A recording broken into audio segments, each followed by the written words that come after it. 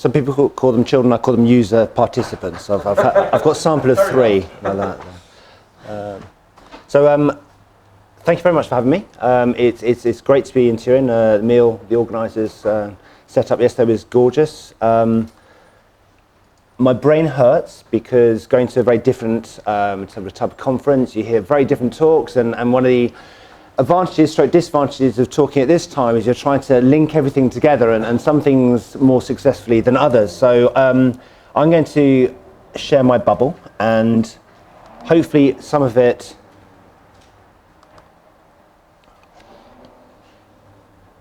will link to what we've heard today. So I actually changed the beginning of the talk a little bit, just on hearing what I heard yesterday.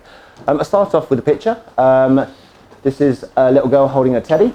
Girl knows her teddy quite well. Technology or not technology?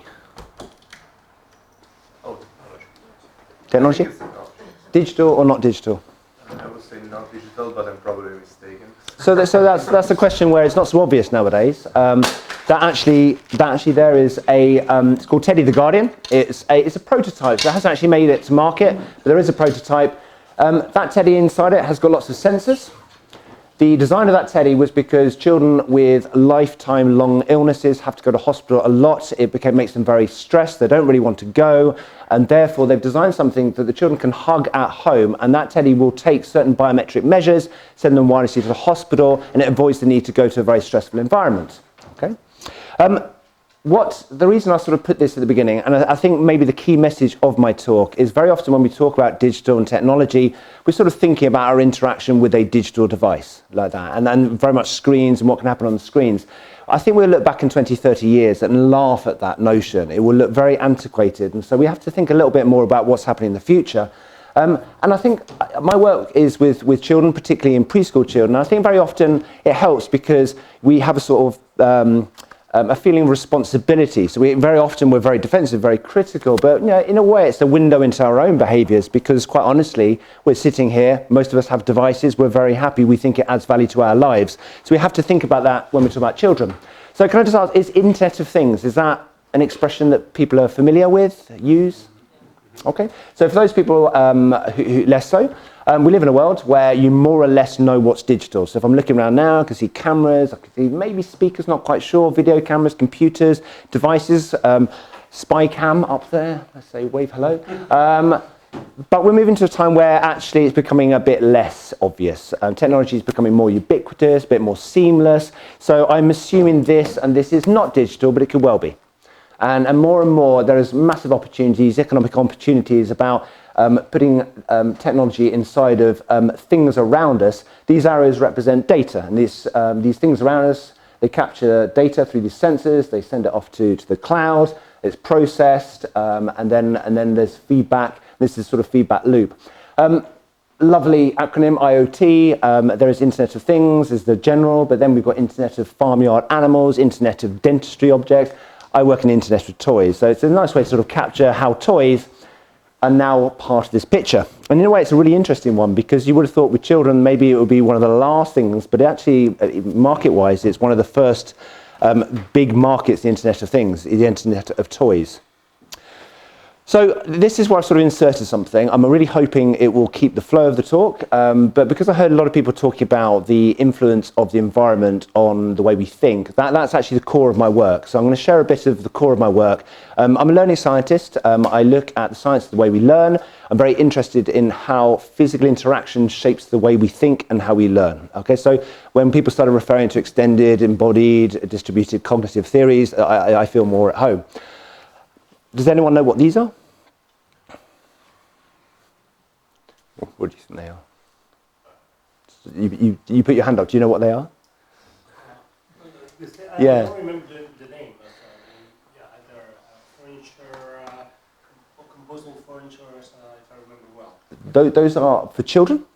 They're blocks. They're Froebel blocks. They're one of Froebel's gifts. Frederick Froebel, the founder of the kindergarten, like that, and they're well known in the design circles because whilst we've always had stuff that we give children, very often it's been around practicing being an adult, and this in the 1820s was one of sort of a benchmark step change where they said, actually, children think differently. We need to design things for children. These are mathematical blocks. They're not that different from a lot of the blocks we use today in schools. Then around probably the 80s, actually, it took, there was a big change in the types of materials that we give children to learn things by number. We moved from these manipulatives, physical representations, to virtual manipulatives. So we could take these blocks, put them on a screen, interact with them, and we could do so much more because suddenly you can record what you're doing. So where these live in the eternal present, as soon as you move them, you can't see what happened before. You can with screens. You can start getting, you can link representations, you can get feedback, you can have activities, you can start playing a pedagogical role. They're cleaner. You don't drop them on the floor and lose them. They don't get under your feet on the floor, which happens with Lego. They're cheaper. You can communicate with people. So all these representational advantages that we've heard today was very much touted as one of the benefits. Has anyone seen that picture? So this is a critique of these types of interactions. So I don't know if you saw the last picture. We had a mouse. That was and sort of still is, although we're having a change, but it sort of is the main form of interaction with a lot of digital devices. Well, imagine you are a digital device. How much do you know about your user? Well, you know they have a finger and you know they have an eye. That's what you know. So using a mouse, our interaction, it doesn't really know much about you. And that paper was written in 2004, sorry, How a Computer Sees Us. But things are changing. Okay, so I mean, it seems ages away, but in children's terms, it was 2010 with the advent of the, that's less than 10 years ago, we had the iPad, suddenly touchscreen, and we saw, as soon as you come out with the devices a little bit more accessible, how quickly it's been adopted into education. But still, your interaction is still just sliding things around. Then we're starting to move into gesture recognition, so we can start moving our bodies around, whole body interfaces where we can pick up. And then the TED Talk in 2006, we started realizing that the technology can be put back inside the objects. So I suppose one of the key points of this is when we use the word technology, let us not talk about screens. When we say, is technology good for children, people often have that in their minds. Technology can be physically interactive as well.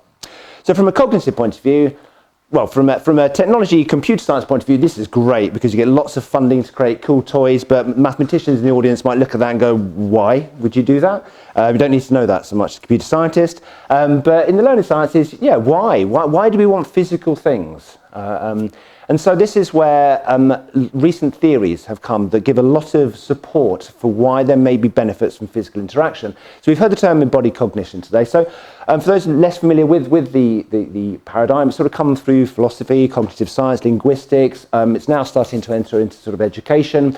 And it's this idea that rather than cognition being separated from perception and action, it's inseparably bound. And that's very complex. And actually part of the problem is there are many ways of talking about embodied cognition. So there's a paper written by Margaret Wilson in 2002 that refers to 6 claims of embodiment, which more or less you can distinguish into sort of 2 main ones. One's online processing, the way that we offload. So those are distributed external theories where we use the environment to help us do stuff, like a calculator. We don't need to calculate because that can do it, which is slightly different from a more a bolder claim that actually the way we are thinking is inseparable. Our experiences with the world ground and structure the way we think, either directly or through metaphor. So our sensory and motor experiences are internalized as we develop certain ideas.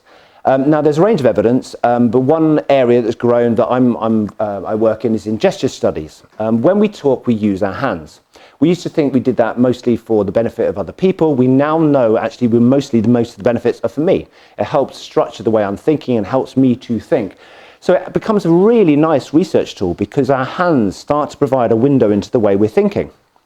So general paradigm is you get young children to talk about stuff and you listen to them, but you also look at the way they're using their hands. Has anyone here done research with under 5s? So it's not easy. You ask them a question, they generally don't tend to answer the question. So I'm going to tell you, this is a project we're on at the moment. So it's a large project funded at NSF in the States, Wellcome Trust and ESRC in the UK. It's a 3-year project, we're in the 3rd year. And this is trying to understand the way that children develop early science concepts. So I had to do a Mac to Windows translation in videos. They nearly all worked apart from one, but if it fails or goes too loud, I'll try and respond quickly. Oh, sorry, let me give you some context. These children have just played with a balance board. And what we want to know is, we want to know what they learned, what they experienced. And we're particularly interested in the way that they communicate their experiences. They abstract. They take particular bits, because they could talk about the colour of the board. They could talk about things, but we're interested in what they abstract, what they take part to communicate verbally and representationally through their hands. So look at the girl's hands, and actually from a pedagogical point of view, or a social learning, look at this child towards the end of the video, how she looks at the child in the middle.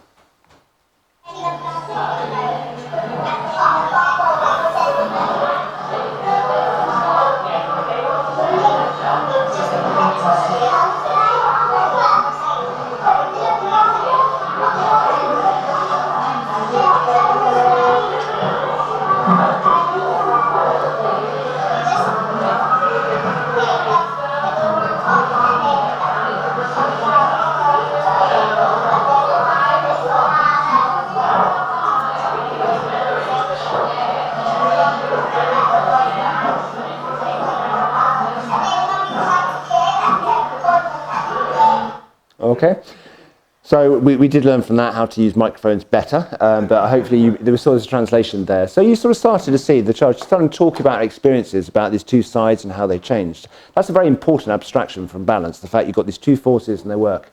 But you could say, okay, these are very just talking about. You're abstracting, but you're still talking about the environment. This is a previous project looking at number. And what's interesting about number is actually, if you think number itself is very abstract, okay? So we talk about number as physical things, but it doesn't, that's one metaphor of talking about numbers. There are different metaphors. So this child is just asked to explain their understanding of a number problem. If there was more time, I'd actually do a bit of audience participation, but there isn't. So the question is, what is 5 add 2? 7. What is 1 add 6? 7. Why does 1 add 6 make the same as 2 add 7? Okay, and you ask people to explain that, and it's actually quite hard. You ask an adult, and they're quite hard. And if you ask adult, I'd say normally 50% to 75% will use their hands a lot. And for teachers, it's a really nice tool, because you ask them, why did you do that? What did your hands tell you? And many people are not aware of the way they use their hands. I've actually been watching throughout the talk, and a lot of people, most people, everyone has used their hands, but we are in Italy. So maybe if I went somewhere else, people wouldn't so much. So this child is talking about numbers, and that answering that thing. Look at the way she uses her hands, and see if you can tell two types of experiences you think have shaped her understanding of numbers. And 5 is 1 less than 6. So, and 2 is the same. And 8, if she took 6, and it would be very complicated if she had 6 and 5. That would be a level. So I'm going to take a technical problem, turn it into a learning point, that when audio and video do not synchronize, it's very confusing, like that. It also annoyingly missed the very important one right at the end when she goes and makes a big number, she does that.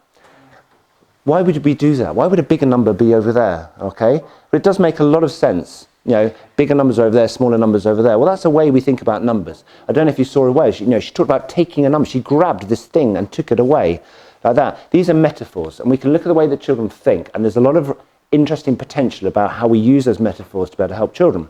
Here's a final one. So we talk about children, yeah, okay, young children. What about adults? So we took a domain that people feel is definitely not abstract, computing, and we got some students to talk about concepts such as algorithms. So this is a student being asked to talk about algorithms. Algorithms are basically computer science and maths. So it's when you follow certain little steps to get a desired answer. Okay. Okay, so we work with 16 sort of students, masters, PhD, and every single one of them used their hands. And when they did, they nearly all grabbed something. They were grabbing these physical things. These are people interacting with a digital device. They're physical things, and they're doing the certain things of things happening in steps. Okay, that's a very pervasive metaphor. We think of time happening this way, left to right. So we're using these very physical sensory experiences to structure our thinking about quite complex concepts. So what does that mean for technology? Well, the embodied cognition field has led to this area of embodied technologies, which is this idea that if we do, these sensory experiences are helpful in structuring more abstract thinking, maybe we can design ways of linking very physical experiences to these more abstract representations to help learning. So this one, designed by Dora Abrahamson, University of Berkeley, is people understand concepts of proportion and they can explain it through their hands before they can verbally. So what the design does is simply, when you have your hands in a particular proportional distance from the table, screen changes colour. And then you get people to move their hands and to verbalise what's going on. And so it starts to link your hand movements. This is one there where, again, that metaphor of numbers as being positions along a line. People move up and down a line and they can look at numerical problems in terms of relative distance from a line. So the further you go away from a point, the bigger the number. You can see the difference between where people are standing there. This is building on the project that I showed you that we did before. Artistic leap of faith that you have in digital world. We showed that most technologies for children tend to use this line as a way to talk about numbers. We said, okay, what about if we use physical blocks? And what happens if we add technology? So if you're aware of rods that use colour for numbers or representation, it was a design question of could you digitalize them so children could explore numerical patterns by moving blocks. And the answer is you can, but it's really hard. Creating these physical digital technologies is much harder. It's much easier to do it on a screen. Okay, so this is where I sort of go back to what I was going to talk about more. How long have I had? Oh, you're fine. Don't worry. You still have 25 minutes. Okay, great. So data. So going back to those designs, what we're doing with these technologies is we are finding ways to capture and respond to the way that children are interacting, the way they're moving their hands, the way they're moving from a certain point, the way they've moved blocks together. Okay? We could do a lot more to understand, and researchers do that.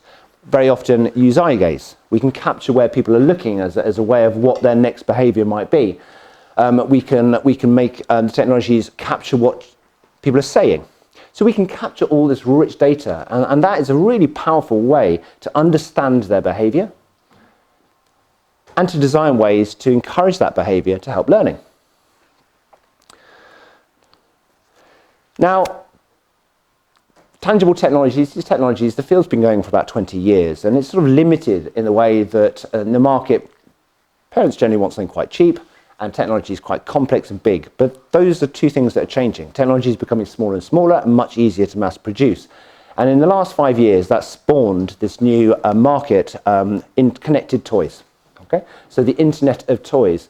So if you look up the Internet of Toys, you will see there are an increasing number of these products. And they're given different names: smart toys, STEM toys, connected toys, Internet of Thing toys. They still hasn't found exactly what the right pitch point is, but they share something in common, which is they are toys that have sensors that can collect certain data. They then connect with a device which is internet enabled. It processes that data, and sometimes not. It then puts that data back into the toy to change the interaction. So we sort of mentioned one before, but you've got your Fitbits for children. This is by Leapfrog, and so this is it can capture how much activity your children are doing.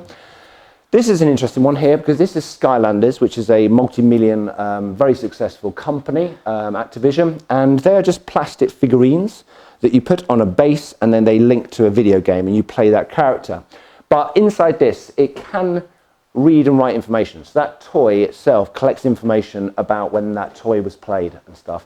Cosmo robot, which we heard about yesterday. That's a little robot, programming robot, big industry. What's slightly different and maybe creepy about this toy is it's got facial recognition. And so you look at the emotional value of a toy that says to your children, "Hello, Mary," like that. It can recognize children. And then you've got Barbie. So we know Barbie, but this is Hello, Barbie. Barbie you can talk to and it will have a conversation with you. Okay, so these are toys, and from a children's point of view, these are really fun. Okay, and there was an interesting picture I didn't have time to put in there of Toy Story characters sort of saying, "Don't worry, Internet of Toys has come, we can be fun again." Okay, so from children's point of view, these are really engaging. But they are collecting a lot of data. They can collect data, and some of it is not so obvious. Some of it is obvious, maybe like how much children are moving. something that we have to think about metadata. So a bit of a thought experiment, a toy, you put it on a base to play a game. What does that tell you? It tells you you put a toy in a base.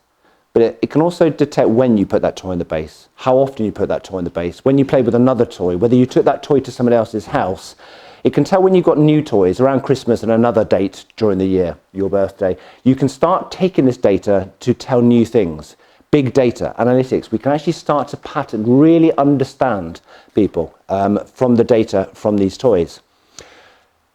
So parents and beyond, one of the first things is a concern. All this data is happening, and we're pretty sure from our work that the parents are not that aware of this data. So there is a paper written, this is Dino. Dino is significant. It's powered by IBM Watson, and it's a toy that you put in a classroom. It's a really interesting one to show how technology might change pedagogy. According to the pitch for Dino, you put it in the classroom, children ask it questions, what's the speed of light, and that's what teaching is about. But it is pretty cool in the way that it can talk to you, it can learn stuff about you, it can tell jokes.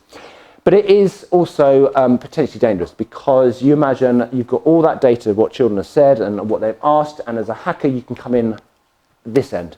Or you can hack in the Wi-Fi and come in this way to take all this data. Even more scary, you can hack in and be the voice of Dino. So you imagine having that child, hi, how do I open the door? Could you go to the door? Even more scary, you can put a signal that you can't hear, but Alexia can. So you can communicate with somebody's Google Home and Alexia through that toy. So obviously as a parent, the first thing you want to do is throw this in the bin. It's getting very scary. But in a way, I'm less interested myself, because there are technical ways, and we can legislation, and GDPR is ways we can tackle some of these challenges. I'm more interested in the sort of soft side of things, of the way that by being interactive, it structures a certain interaction that can change the way we think. I think this is nicely captured in a little video clip I want to play. I get slightly nervous playing a feminist video, but if you bear with me, the reason I'm playing with it, because I think it's an interesting illustration, if I can get it working, of how Barbie wants to talk to you in a particular way that presents what girls should be interested in that may not be the best. Do you think that women can have it all? Which breakfast did you say? Okay, I think that says a lot.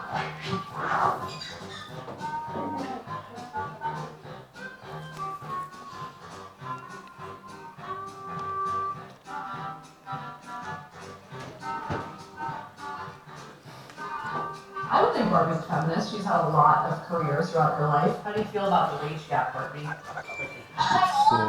Once in a while, I catch myself dancing, sometimes for no reason at all. How about you? Do you dance anywhere and everywhere? Barbie, do you know what second wave feminism is? Well, cereal sounds delicious. I was wondering, what do you think about Sheryl Sandberg? Oh, you know what's good? A dream diary. This is so weird. I'm over it. You're so smart. Such Okay, a like it again. right. How do you feel about the fact that we never had a female president? Not even an itsy-bitsy, eensy-weensy bit. You know what I want to talk about? Fashion. I don't want to talk about fashion with Barbie. I think we have different senses of style. She has permanently raised feet, and I wear these types of shoes. Okay, so we get the picture there. And you could say, well, that's because Barbie's getting better, but the fact is somebody has to design these interactions, and it's a very powerful marketing tool, because you can start to get an emotional bond, you can start presenting things, and you can use it to know what your user wants and to be able to sell more stuff. But these are targeted at children. But you can think about the way that might structure think in other ways. So we have that toy before, and yes, it is great. I mean, who would not want a child with a lifelong illness to be less stressed about going to hospital? It's very powerful. But suddenly you've got these toys that are pitched as making your children safer and healthier. And you have to think, well, maybe I don't want to be thinking about this all the time. And I recommend anyone who's interested in technology, go and watch Black Mirror. Does everyone know the series Black Mirror? So the one on children, they raise very, very insightful questions, such as, is it always a good thing to have all this data and information about a person, or actually could that negatively change the way you think about things? But even something as innocent as creating these blocks, and I feel comfortable putting the blocks there because they're my design and I can critique. Is it going to present a particular way about learning about numbers? I have to come up with some activities, so I'm going to have to encourage, this is what I think numbers should be about. You go back to those original Freudal blocks, you can create your activity, you can structure it, you can use it to talk about counting, you can use it to talk about probability. As soon as you start designing interactive activities, I've got to decide what this is going to be about. So where do children's rights on this? There isn't time to go into all of it, but people are looking at these. Children's right to be able to remove data, right to know, their safety, and these are obviously key, and there's lots that law can do. But very often they rely on consent and knowing and understanding what's going on. How do you want to remove something if you don't know what's actually out there? You could say, well, that's the parents' jobs. Well, two things. One, parents may not know, and second of all, well, that's actually not giving children voice to say, well, actually they can be the consumers, but we won't make any efforts to help them understand what's going on. So this is in the way the area of research I've been doing in the last 6 months, which is trying to say, okay, what can children understand about data? And I think it's a really interesting one because data is a very abstract concept, but we use lots of physical metaphors. You give someone your data, you take your data. If you ask somebody about data, they talk about it using these physical metaphors. And we in the past, we haven't had a problem about talking about data with children. We get them to put lots of displays in the classroom about when their birthdays are. We talked about who's high, who's tall, how far you live away from school. We even go as far as to tell them to be careful with their data. Don't give your name to strangers. Do children really understand why not? So yes, we have done it in the past, and I think we can do it again. How do we do that? Well, this is where representations come in, and we have a little project that's looking at one way we can do. We can actually take the toys themselves and show children what data is being captured by representing it in a way. And we're very interested in what is the simplest form of representation you can give children. Anything from just showing them, and this is where angles of videos goes a bit wrong, just showing them, that screen knows which way your teddy is. So it probably knows when your teddy's sleeping because it's on its back, okay? If it knows when it's sleeping. So you can start to talk to children in a very non-scary way about how we're able to tell lots of information about Teddy. We could even identify, if you had a few teddies, which teddy, because that's the teddy that moved around a lot. But I also feel that very often we design things because we get lots of funding and it's exciting and it can make us some money, but very often you don't need to design all these things because there's no better representation than the world itself, and there's no better learning resource than the world itself. So when people say, well, what age can you start teaching data? Well, what age can you start teaching children to read? They don't start decoding to 4 or 5, but you sit down with a book from a baby. You can make it part of a culture, part of a conversation, structure certain language. So here is my little boy at the age of 1.5, and try and tell me what's he got wrong.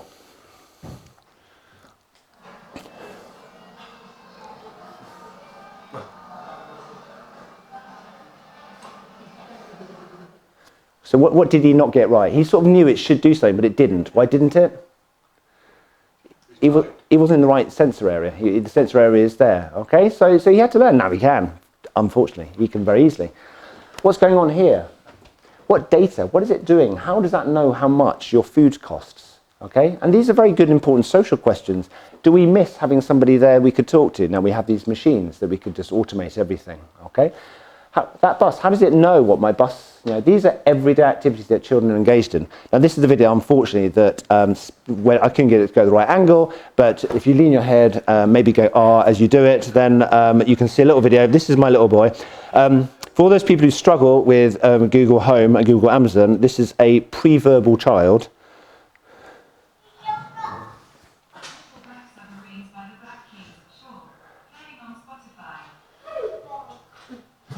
So a child who only just learned to say "mommy" like that can say "okay Google" like that. He can say "okay Google" well enough that Google can understand.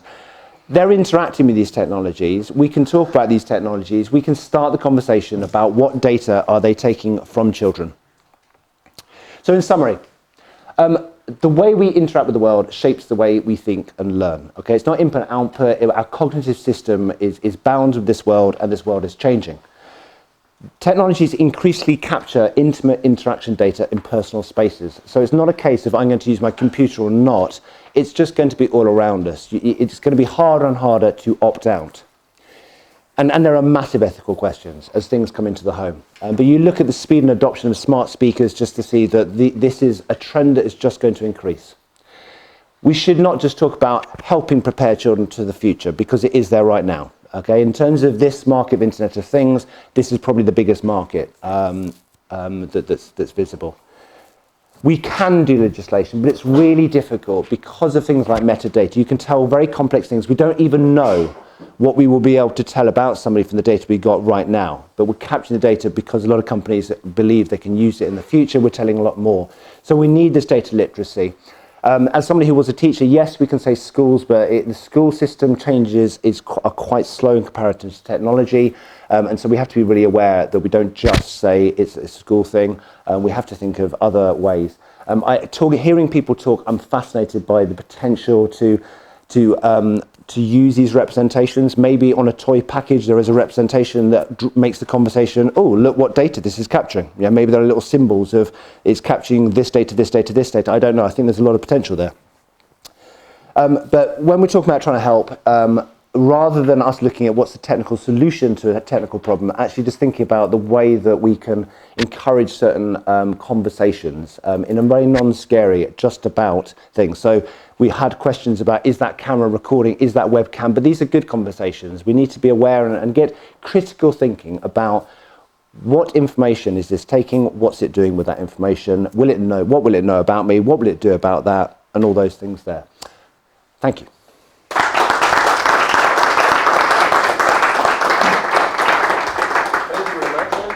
I'm glad to say now we have plenty of time for discussion because we were very good with your. Please, go ahead. I was just thinking one thing. So one can see technology aiding to children to do something, to learn, to optimize. But then there is another problem. We want our children to make mistakes. We want them to burn their hands once in a while because it's the only way to learn, actually. But maybe not the hands, right? But we want them to make those mistakes. And I just wonder how the technology, or if you've thought about how the technology actually changes or might change the way in which we are making mistakes, by preventing the mistakes, by aggravating the consequences of the mistake, and so on. Thought about that? So yeah, so I mean, so one of the things we are in the process of finishing off to submit is something that's in a way it's quite obvious, but it addresses your question. That very often we talk about technology and the child, we think technology child, and we don't consider the relationship with the adult, and the adult is not either or technology or adult. The reason often we do is because you can consider the technology has almost like an adult designed in, but it's a really bad adult. So you can imagine if you've got a conversation, you're having a conversation with a child, and then another adult came in. Sometimes that other adult could be really great and encourage, or that other adult may be terrible and just say, we're going to do this, this, this, and this. So from a pedagogical point of view, very often technology has the easiest way, which is, do you do this, do you do this, you did this, well done. Did you do this, or this, well done, which is really not. It's about false choices, it doesn't help all that. As opposed to adults can do much more of, let children interact, play, and then find learning moments. Find, you've burnt yourself, let's turn in that. And a good teacher will do that. They will find really good learning opportunities in a very chaotic interactional play thing. Better technology could help do that. And some technologies that are more in the maker end of things, where they use the technology to augment play with the physical world, they have that potential. Something that is literally a closed circuit, it's going to be the interactional partner, it ignores other people, and it very often has a very bad pedagogical design. Please. Yeah. Can I just ask a question? I mean, you gave a range of examples of different tools. So, what's the personal identifier with a lot of these things? You know, is it a name and address, or just a sign-up thing, anonymised? You know, because that makes a difference. Yeah. The way I would look at these things, because do you know what I mean? Does it just know a child's got the teddy in position? Does it know where that child lives? Yeah, so I mean, so this is something that I find really, really interesting. I'm part of an ethics committee, and we're having all these questions about the difference between delinking, anonymizing, stuff like that. And very often people think that as soon as you remove a name, you've anonymized. Well, you haven't. So anonymization is about the ability to identify an individual. So I think for a lot of these technologies, they don't care where you live. They don't care what your name is. What they care is about the data set you're part of and how that can think. But I think people in the room will know a lot more about that. But from that commercial modeling point of view, it doesn't really matter what your name is. What it is how you represent particular groups like that. And it's the fact as well is we sort of know how you can identify an individual through certain things. So as soon as you know the place and time, it's very easy because you can use other media like that. So you can triangulate other data sources. But we're starting to get even more complex. So remember the days where you could anonymize by just putting a black bit across somebody's eyes? Well, you wouldn't do now. You can. We can now identify people from the way they walk. We are starting to understand that we have these unique behavioral characteristics you can identify that some we know now, some we're finding out, some we won't know until the future. And so it's almost get to the point that, that with big data, you just can't make any claims about future anonymity. That's how I feel. Yes, and then loud. Yeah, Please. I'm fascinated by the relationship between the work you're doing and work I did years ago in developmental psychology on theory of mind. It strikes me that when you're asking children to learn about data and the idea that there is some abstract entity that might have intentions, beliefs, and is trying to act to you, that is very similar to children constructing a theory of mind, but with a very fundamental difference, which is if you think of the kind of, it's not the embodied cognition, but it's the kind of mental version of it, you learn to deal with other human beings. You're suddenly asking children to try and learn about interacting with an enormous plurality of potential human beings that are completely abstract and have all these different beliefs and intentions. Is it plausible? I don't think adults cope with that. Is it plausible we can teach children to understand the world like that from a young age? So one of the things we're trying to do, if it exists, I'd love to see it, is to try and look at the developmental building blocks of an understanding of personal data. And so it's really interesting. I hadn't made the connection with theory of mind, but you are right. I'm sort of thinking on the fly here. We see it as the first step is knowing that you can represent something. So that emerges around 2-3 years old in a different context of using scale models. But children understand at the age of 2-3 that one thing can represent another thing. You then got, and even that's different because we've got a dynamic representation. So I think they can understand this is representing what I'm doing. When I do something, that changes. The next step is when you show them a representation and get them to draw conclusions about prior stuff. So see this. What does that show? It showed that you were moving around a lot. It showed you doing that. That I think you can do well. The next step, which I think you're talking about, is the more social bit. It goes, how can I now use that? How might I want to use that? What can I now know about you? Like that, which is that's what I think the theory of mind might come into. And I see that as a slightly more ethically sensitive thing because, it's the same thing we go, don't talk to strangers. Why not? Now, how do you answer that to a child? Why not? Because they might kidnap you, kill you. How do you, just don't like that. So it's sort of like that. I think the first understanding is the information this is collecting presents this data that we can tell a lot about you and we can even know who you are or who someone else is. I think you can do that without having to say what the other human might do with that information, which is the next step. I just want to say one quick thing. The don't talk to strangers heuristic is absolutely brilliant for children. My own children are great at it because when a stranger walks towards them, they still, even though they're as old as they are, they see the stranger walking, you immediately see the heuristic kick in. In this case, you don't see the stranger. You never observe the stranger.